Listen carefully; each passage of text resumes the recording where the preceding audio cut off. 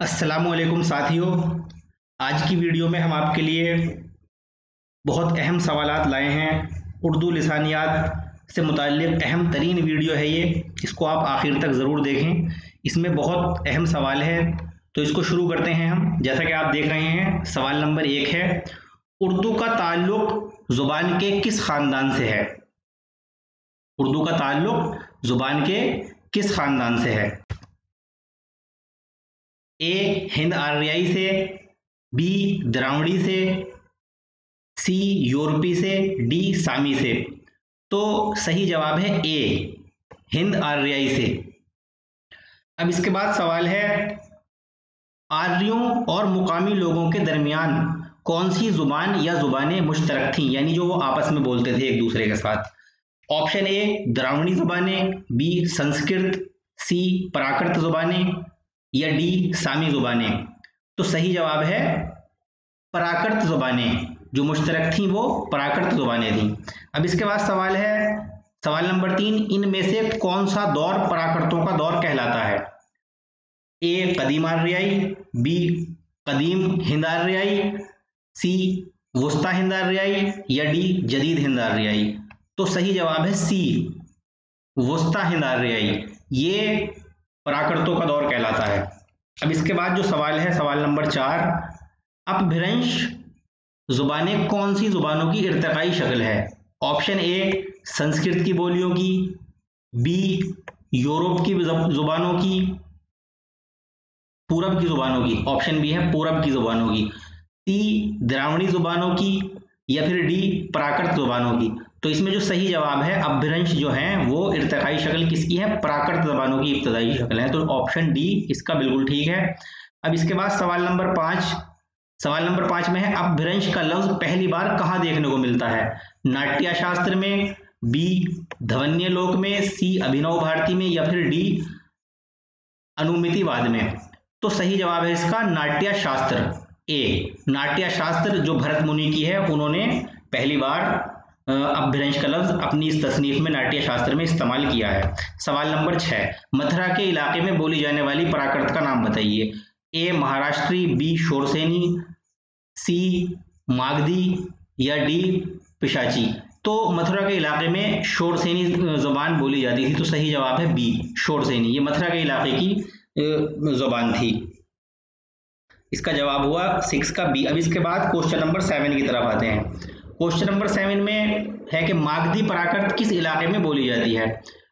पूर्वी उत्तर प्रदेश में या फिर बी दक्षिणी भारत में, जुनूबी बिहार में या फिर डी मध्य प्रदेश में। तो मागधी प्राकृत का इलाका जो है वो जुनूबी बिहार का इलाका है, ऑप्शन सी बिल्कुल ठीक है। सवाल नंबर 8, मशरकी उत्तर प्रदेश में कौन सी प्राकृत बोली जाती थी? मशरकी उत्तर प्रदेश में, ए पिशाची, बी शोरसेनी, सी मागधी या फिर डी अर्धमागधी। तो मशरकी उत्तर प्रदेश जो है इसमें अर्धमागधी बोली जाती थी, तो इसका ऑप्शन डी बिल्कुल ठीक है, 8 का डी। अब इसके बाद सवाल नंबर 9, महाराष्ट्री प्राकृत भारत के किस इलाके की जुबान थी? महाराष्ट्री प्राकृत मशरिक की, मगरिब की, शमाल की या फिर जुनूब की। तो इसका सही जवाब है जुनूब की। जुनूब को दक्कन भी कहते हैं। महाराष्ट्री जो है ये साउथ की दक्कन की जुबान थी प्राकृत, इसी से फिर मराठी भी बनी थी, तो जुनूब दक्कन को ही कहते हैं, तो इसका सही जवाब है डी जुनूब। अब सवाल नंबर 10 है, पंजाब और कश्मीर वगैरह के इलाके में कौन सी प्राकृत बोली जाती थी? पिशाची, ए पिशाची, बी महाराष्ट्री या सी शोरसेनी या फिर डी मागधी और अर्धमागधी। तो पंजाब और कश्मीर का जो इलाका है यहाँ पर पिशाची जुबान बोली जाती थी प्राकृत में, तो ऑप्शन ए इसका दुरुस्त है। अब आते हैं सवाल नंबर 11 की तरफ। मगरिबी हिंदुस्तान वाले किस प्राकृत को प्राच्य कहा करते थे? मगरिबी हिंदुस्तान वाले, ए अर्धमागधी को, बी मागधी को, सी पिशाची को या फिर डी शोरसेनी को। तो मगरिबी हिंदुस्तान वाले अर्धमागधी को प्राच्य भी कहा करते थे, यह हमें याद रखना है। अब इसके बाद सवाल है, माकूसी और मुशद्दद अल्फाज का कसरत से इस्तेमाल किस बोली का खासा है? तो माकूसी और मुशद्दद अल्फाज जो हैं, अब ऑप्शन पहले देख लेते हैं। ऑप्शन ए है बुंदेली का, बी पाली का, सी खड़ी बोली का या डी दक्कनी का। तो सही जवाब है सी खड़ी बोली। माकूसी अल्फाज जैसे ड़ा को डा बोलना, गाड़ी को गाड़ी बोलना, मुशद्दद जिसमें तजदीद लगा देते हैं जैसे रोटी को रोटी कह देना, तो इस तरह से जो ये तरीका रहा है ये खड़ी बोली का रहा है, तो ये खासा खड़ी बोली का है, तो ऑप्शन सी बिल्कुल ठीक है, 12वें का ऑप्शन सी। अब इसके बाद 13वां, खड़ी बोली का इलाका कौन सा है? नवाहे दिल्ली से मथुरा और आगरा तक, बी नवाहे दिल्ली से नवाहे मेरठ तक, सी मशरकी उत्तर प्रदेश का, या डी दक्कनी हिंद का। तो सही जवाब है बी नवाहे दिल्ली से नवाहे मेरठ तक, इस इलाके में खड़ी बोली बोली जाती थी और आज भी इसके असरात इस इलाके में हमें देखने को मिल जाते हैं। सवाल नंबर 14, खड़ी बोली को हिंदुस्तानी और उर्दू को अदबी हिंदुस्तानी किस मुहक्किक ने कहा? ए जॉन बीम्स ने, बी जॉन गिलक्राइस्ट ने, सी रॉल्फ रसल ने, या फिर डी ग्रेयरसन ने। तो इसका सही जवाब है डी ग्रेयरसन ने। इसने खड़ी बोली को हिंदुस्तानी कहा और उर्दू को अदबी हिंदुस्तानी का नाम दिया। अब 15वां सवाल है, उर्दू ब्रिज भाषा से निकली है, ये कौल किसका है? ए सुहेल बुखारी का, बी अल्ताफ हुसैन हाली का, सी मोहम्मद हुसैन आज़ाद का, या फिर डी सर सैयद का। तो सही जवाब है मोहम्मद हुसैन आज़ाद का, यह कौल है आब हयात में कि उर्दू ब्रिज भाषा से निकली है। सवाल नंबर 16, पंजाब में उर्दू की पैदाइश का नजरिया किसने पेश किया? ए महमूद शिरानी ने, बी मुहिउद्दीन कादरी जोर ने, सी शौकत सब्जवारी ने, या फिर डी ज्ञानचंद जैन ने। तो सही जवाब है महमूद शिरानी ने। पंजाब में उर्दू का नजरिया महमूद शिरानी ने पेश किया था। सवाल नंबर 17, उर्दू की विलादत के ताल्लुक से नसीरुद्दीन हाशमी ने कौन सा नजरिया पेश किया? ए मेरठ में उर्दू, बी पूरब में उर्दू, सी दिल्ली में उर्दू, या डी दक्कन में उर्दू। तो नसीरुद्दीन हाशमी की एक तसनीफ भी है दक्कन में उर्दू नाम से, तो ये जो नजरिया है ये दक्कन में उर्दू का नसीरुद्दीन हाशमी का है। सवाल नंबर 18, दिल्ली और मगरबी उत्तर प्रदेश को उर्दू की जाए पैदाइश किसने करार दिया? ए मुहिउद्दीन कादरी जोर ने, बी मसूद हुसैन खान ने, सी मौलवी अब्दुल हक ने, या डी सर सैयद अहमद खान ने। तो इसका सही जवाब है बी मसूद हुसैन खान ने। मसूद हुसैन खान ने वैसे तो दिल्ली और नवाहे दिल्ली को उर्दू की जाए पैदाइश बताया है, लेकिन नवाहे दिल्ली में मगरबी उत्तर प्रदेश का भी काफी एरिया लगता है, तो सही ऑप्शन है बी मसूद हुसैन खान है। सवाल नंबर 19, सैयद सुलेमान नदवी ने उर्दू की विलादत के हवाले से सिंध में उर्दू का नजरिया अपनी किस तसनीफ में पेश किया? दुरुस्त नाम की निशानदही कीजिए। ए नक्श सुलेमानी, बी नकूश सुलेमानी, सी नकाइश सुलेमानी, या डी मनकूश सुलेमानी। तो इसका सही जवाब है नकूश सुलेमानी। अब है सवाल नंबर 20, दुआबा गंगो जमन को उर्दू की जाए विलादत किसने कहा? ए सुहेल बुखारी ने, बी मुहिउद्दीन कादरी जोर ने, सी शौकत सब्जवारी ने, या डी खलीलुर रहमान आजमी ने। तो दो आबा गंगो जमन की जब बात आए तो ये नजरिया है शौकत सब्जवारी का, यह हमें याद रखना है, शौकत सब्जवारी ने यह नजरिया दिया। सही ऑप्शन है सी। अब है सवाल नंबर 21, उर्दू की जाए पैदाइश के ताल्लुक से डॉक्टर सुहेल बुखारी का क्या नजरिया था? ए बिहार को, बी उड़ीसा को, सी बंगाल को, या डी तेलंगाना को। तो सुहेल बुखारी का नजरिया जो था वो उड़ीसा का था। इस उड़ीसा का नाम बदलकर अब उड़ीसा कर दिया गया है, तो हमने यही इसमें लिखा भी है, तो सही जवाब है बी उड़ीसा। सवाल नंबर 22, डॉक्टर ज्ञानचंद जैन के मुताबिक उर्दू कौन सी बोली या भाषा से निकली है? ए ब्रिज भाषा से, बी पाली से, सी कन्नौजी से, डी खड़ी बोली से। तो ज्ञानचंद जैन के मुताबिक उर्दू जो निकली है वो खड़ी बोली से निकली है, सही ऑप्शन है डी खड़ी बोली। सवाल नंबर 23, उर्दू के इब्तदाई ज़माने के नकूश किसके कलाम में देखने को मिलते हैं? ए अमीर खुसरो, बी कुली कुतुब शाह, सी वली दक्कनी, या डी सिराज औरंगाबादी। तो इसका सही जवाब है ऑप्शन ए अमीर खुसरो। अमीर खुसरो के कलाम में हमें उर्दू के इब्तदाई नकूश देखने को मिलते हैं। कुली कुतुब शाह उर्दू का पहला साहिब दीवान शायर माना जाता है, लेकिन उर्दू के नकूश तो उससे पहले भी देखने को मिलते थे। वली दक्कनी जो है वो उर्दू शायरी का बाबा आदम है। कुली कुतुब शाह पहला साहिब दीवान शायर है, वली दक्कनी उर्दू शायरी का बाबा आदम, और सिराज औरंगाबादी भी वली के ज़माने के हैं। तो सही जवाब अमीर खुसरो है। अमीर खुसरो के ज़माने में हमें उर्दू के इब्तदाई ज़माने के नकूश देखने को मिल जाते हैं। सवाल नंबर 24, उर्दू का इब्तदाई ज़माना नामी तसनीफ किस मशहूर नक्काद की है? ए सैयद एहतशाम हुसैन, बी कलीमुद्दीन अहमद, सी मजनू गोरखपुरी, या डी शमसुर रहमान फारूकी। तो उर्दू का इब्तदाई ज़माना ये शमसुर रहमान फारूकी की तसनीफ़ है और बहुत मशहूर और बहुत काम की तसनीफ़ है, इसको सभी तालिब इल्मों को पढ़ना चाहिए। सवाल नंबर 25, उर्दू साख्त के बुनियादी अनासिर किसकी तसनीफ़ है? ए हसन अस्करी, बी राम बाबू सक्सेना, सी नसीरुद्दीन हाशमी या डी नसीर अहमद खां। तो इसका सही आंसर है डी नसीर अहमद खां। उर्दू साख्त के बुनियादी अनासिर नसीर अहमद खां की तसनीफ़ है। सवाल नंबर 26, मराठी ज़ुबान का असर कौन सी उर्दू में पाया जाता है? ए लखनवी उर्दू में, बी देहलवी उर्दू में, डी दक्कनी उर्दू में, सी दक्कनी उर्दू में या डी किसी में भी नहीं पाया जाता। तो इसका सही जवाब है दक्कनी उर्दू में। जो मराठी का असर है वो दक्कनी उर्दू में, जो दक्कनी बोली है उर्दू की, उसमें पाया जाता है। सवाल नंबर 27, पंजाबी की आ का इजाफा करके, ये अलिफ मदा और नून गुन्ना का इजाफा करके मुज़क्कर और मुअन्नस की जमा उर्दू के किस इलाके की पहचान है? तो ये इसमें ऑप्शन है, ए नवाहे दिल्ली की, बी दोआबा गंगो जमन की, सी पूर्वी उत्तर प्रदेश की या डी दक्कन की। तो ये जो पहचान है ये दक्कन की है। दक्कन में पंजाबी की तरह आ का इशारा करके जमा बना दिया जाता है, जैसे लोग से लोगां, इस तरह से। सवाल नंबर 28, उर्दू के किस इलाके में आमतौर पर काफ की जगह खे की आवाज़ अदा होती है? काफ की जगह खे की आवाज़। ए कानपुर में, बी सहारनपुर में, सी दक्कन में या डी पश्चिमी भारत में। तो सही जवाब है दक्कन में। दक्कन में जो एरिया है हैदराबाद तेलंगाना का एरिया है, आंध्र प्रदेश का, तो इस सब इलाके में जो है काफ को बहुत से लोग खा के तलफ़ुज़ में बोलते हैं। सवाल नंबर 29, शुमाली हिंद और जनूबी हिंद की ज़ुबानों की खलीज मिटाने की कोशिश किस तसनीफ़ में की गई? ए सबरस में, बी बागो बहार में, सी करबल कथा में या डी मेराजुल आशिकीन में। तो सही जवाब है सबरस में। सबरस में दक्कनी ज़ुबान के साथ साथ जो मुल्ला वजही ने बहुत से अल्फाज जो हैं शिमाली हिंद के भी इस्तेमाल किए हैं। अब इसके बाद जो है सवाल नंबर 30 है, मसनवी कुतब मुश्तरी किस ज़ुबान की नुमाइंदगी करती है? ए खड़ी बोली की, बी कनौजी की, सी दक्कनी की या डी पूर्वी की। तो कुतब मुश्तरी दक्कन की मसनवी है, दक्कनी बोली की नुमाइंदगी करेगी, तो ऑप्शन सी बिल्कुल ठीक है।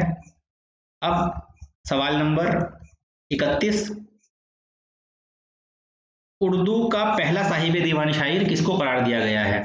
ए अमीर खुसरो, बी कुली कुतुब शाह, सी वली दक्कनी या डी सिराज औरंगाबादी। तो पहला जो साहिब दीवान शायर है वो कुली कुतुब शाह है। सवाल नंबर 32, वली दक्कनी को उर्दू शायरी का बाबा आदम किसने कहा है? ए शमसुर रहमान फारूकी ने, बी अल्लामा शिबली नोमानी ने, सी मौलाना अल्ताफ हुसैन हाली ने या डी मोहम्मद हुसैन आज़ाद ने। ये तो हम जानते हैं कि वली दक्कनी उर्दू शायरी का बाबा आदम है, लेकिन सवाल यह है कि इसको उर्दू शायरी का बाबा आदम किसने कहा? तो सही जवाब है मोहम्मद हुसैन आज़ाद ने, डी।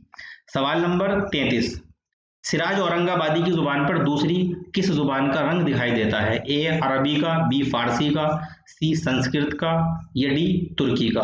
तो सही जवाब है बी फारसी का। फारसी का रंग इनकी ज़ुबान पर काफ़ी नुमाया देखने को मिलता है। सवाल नंबर 34, उर्दू के अदबी सरमाए का बड़ा हिस्सा उर्दू की किस बोली में मौजूद है? ए दक्कनी उर्दू में, बी पंजाबी उर्दू में, सी कलकतिया उर्दू में, डी कश्मीरी उर्दू में। तो जो ऑप्शन हमारे पास मौजूद है उनमें सबसे ज़्यादा सरमाया दक्कनी उर्दू में मौजूद है। सवाल नंबर 35, उर्दू की करखनदारी बोली का इलाका कौन सा है? ए मेरठ का, बी बिजनौर का, सी लखनऊ का या डी दिल्ली का। तो सही जवाब है दिल्ली। खासतौर से पुरानी दिल्ली में की बोली को ये नाम दिया जाता है। अब सवाल नंबर 36, डोगरी ज़ुबान का असर उर्दू की किस बोली में मिलता है? ए देहलवी उर्दू में, बी दक्कनी उर्दू में, सी कश्मीरी उर्दू में या डी कलकतिया उर्दू में। तो डोगरी ज़ुबान का असर कश्मीरी उर्दू में मिलता है। सही जवाब है सी कश्मीरी उर्दू। अब इसके बाद सवाल नंबर 37 है, कलकतिया उर्दू इनमें से किस नौइयत की बोली है? ए समाजी, बी सियासी, सी माशी या डी अदबी। तो कलकतिया उर्दू जो है वो एक समाजी नौइयत की बोली है। ये भी सवाल आ सकता है, ये हमें याद रखना है। सवाल नंबर 38, उर्दू की पंजाबी बोली की क्या खुसूसियत है? ए इलाके में सबसे ज़्यादा बोली जाती है, बी इलाकाई असरात बहुत गहरे हैं, सी मराठी ज़ुबान से मुतासिर है, डी पश्तो ज़ुबान से मुतासिर है। तो इसका जवाब बी सही है, इलाकाई असरात बहुत गहरे हैं। सब ऑप्शन को एक नज़र देखते हैं। इलाके में सबसे ज़्यादा बोली जाती है तो इसका तो सवाल नहीं उठता, क्योंकि कितनी भी बोली हो उसमें बोली जाती हो, लेकिन जो इलाके की अपनी बोली है पंजाबी, सबसे ज़्यादा तो वही बोली जाएगी, इसलिए ये ऑप्शन नहीं है। और मराठी ज़ुबान के असर तो दक्कनी पर हैं, तो ये भी नहीं होगा। पश्तो ज़ुबान का असर भी से भी मुतासिर नहीं है, तो सही ऑप्शन इलाकाई असरात बहुत गहरे हैं। उर्दू की जो पंजाबी बोली है उस पर इलाकाई असरात बहुत गहरे हैं, ये हमें याद रखना है। अब इसके बाद सवाल है 39, लिसानी मुताले किसकी तसनीफ है? ए ज्ञानचंद जैन की, बी शमसुर रहमान फारूकी की, सी गोपीचंद नारंग की, या डी मजनू गोरखपुरी की। तो सही जवाब है ए ज्ञानचंद जैन की, ये तसनीफ ज्ञानचंद जैन की है। सवाल नंबर 40, इनमें से कौन सी तसनीफ शमसुर रहमान फारूकी की है? तो शमसुर रहमान फारूकी की ऑप्शन ए एक भाषा दो लिखावट और दो अदब, बी हिंदी हिंदवी पर एक नज़र, सी उर्दू लिसानियात, डी शेर शोर अंगेज। तो इसका सही जवाब है डी शेर शोर अंगेज, ये जो है शमसुर रहमान फारूकी की तसनीफ है। अब आते हैं 41 पर, उर्दू लिसानियात किसकी तसनीफ है? ए मुहिउद्दीन कादरी जोर की, बी सुहेल बुखारी की, सी शौकत सब्जवारी की, या डी ज्ञानचंद जैन की। तो इसका सही जवाब है सी शौकत सब्जवारी की। उर्दू लिसानियात ये शौकत सब्जवारी की तसनीफ है। अब सवाल है 42, जदीद उर्दू लिसानियात किसकी तसनीफ है? ए खलीलुर रहमान बेग की, बी अमीरुल्लाह खां शाहीन की, या सी सैयद एहतशाम हुसैन की, या फिर डी कलीमुद्दीन अहमद की।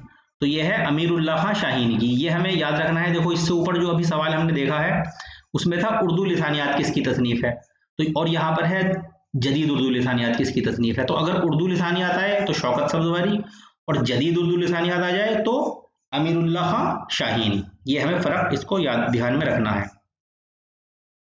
अब इसके बाद अगले सवाल को देखते हैं। सवाल है सवाल नंबर 43, इनमें से कौन सी तसनीफ मुहिउद्दीन कादरी जोर की है? ए हिंदुस्तानी लिसानियात, बी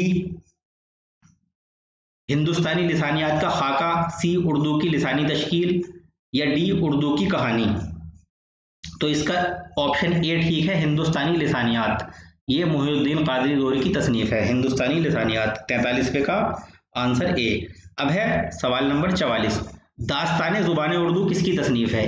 ए खलील अंजुम, बी गोपीचंद नारंग, सी शौकत सब्जवारी, या डी नसीरुद्दीन हाशमी। तो इसका सही जवाब है शौकत सब्जवारी, दास्तान ज़ुबान उर्दू शौकत सब्जवारी की तसनीफ है। अब इसके बाद सवाल नंबर 45 है, उर्दू की लिसानी इनफरादियत के हवाले से कौन सी बात ज़्यादा दुरुस्त है? ए इंसानी आवाज़ों की कसीर तादाद का इंतज़ाम, बी कम हरूफ पर मुश्तमिल, सी दूसरी ज़ुबानों का असर जल्द कबूल न करना, डी लिसानी साख्त के एतबार से कदीम होना। तो लिसानी साख्त के एतबार से तो कदीम नहीं है उर्दू, ये भी ऑप्शन नहीं हो सकता। और दूसरी ज़ुबान का असर जल्द कबूल न करना, जबकि उर्दू तो दूसरी ज़ुबानों का असर जल्द कबूल करती है, तो ये भी ऑप्शन नहीं हो सकता। कम हरूफ पर मुश्तमिल, ये भी नहीं है, हरूफ उर्दू में काफ़ी हैं। लिसानी आवाज़ों की कसीर तादाद का इंतज़ाम, ये ऑप्शन बिल्कुल दुरुस्त है। इसमें अरबी के ख़ास अल्फाज और फ़ारसी के ख़ास अल्फाज भी हैं, और फिर हिंदी के भी ख़ास अल्फाज हैं, दो चश्मी है से हम लिखते हैं। तो ऑप्शन ए ठीक है। अब सवाल नंबर 46, आज़ाए तकल्लुम से निकलने वाली आवाज़ों का मुतालिया इनमें से किसके ज़ैल में किया जाता है? ए मार्फीमियात के ज़ैल में, बी सोतियात, सी नहवियात, या डी मानियात। तो आज़ाए तकल्लुम से जो आवाज़ें निकलती हैं उनका मुताला हम सोतियात में करते हैं। सवाल नंबर 47, सरफियात इनमें से किसका मुतरादिफ है? नहवियात का, मानियात का, फोनीमियात का, मार्फीमियात का। तो सरफियात मार्फीमियात का मुतरादिफ है, इसमें अल्फाज के ऊपर जो है वो मुताला किया जाता है। मार्फी। अब सवाल नंबर 48 मार्फीमियात के ज़ैल में इनमें से किसका मुताला किया जाता है? ए हर्फ का, बी जुमले का, सी लफ्ज़ का, या डी माना का। तो इसमें मुताला किया जाता है लफ्ज़ का। मार्फीमियात सरफियात को कहते हैं, इसमें लफ्ज़ का मुताला किया जाता है। इसके बाद है सवाल नंबर 49, नहवियात के ज़ैल में कौन सा मुताला मकसूद होता है? जुमलों की बनावट का, ए जुमलों की बनावट का, बी अल्फाज की बनावट का, सी इल्म लुगत का, या डी लिसानी पहलुओं का। तो इसमें ए ऑप्शन ठीक है, जुमलों की बनावट का। इसमें जुमलों की बनावट का इस्तेमाल किया जाता है, जुमलों की बनावट का मुताला किया जाता है। आखिरी सवाल है सवाल नंबर 50। लफ्ज़ों और जुमलों के मतलब से बहस किस इल्म के ज़ैल में की जाती है? ए सरफियात के ज़ैल में, बी मानियात के ज़ैल में, सी नहवियात के ज़ैल में या डी फोनीमियात के ज़ैल में? तो सही जवाब है बी मानियात के ज़ैल में। तो ये हमारे 50 सवाल मुकम्मल हुए। इसी तरह से हम और भी सवाल आपके लिए लाएंगे। इसके बाद जो है हम यूनिट वाइज ही चलेंगे। ये पहली यूनिट पर हमने सवाल बनाए थे और ये बहुत ज़्यादा बुनियादी और इम्पोर्टेंट सवाल हैं। और इस वीडियो को हमारी दूसरे लोगों में भी शेयर कीजिए और हमारे चैनल को सब्सक्राइब कीजिए। इसी के साथ अब हमें इजाज़त दीजिए। अल्लाह हाफिज़। अस्सलामु अलैकुम वरहमतुल्लाह।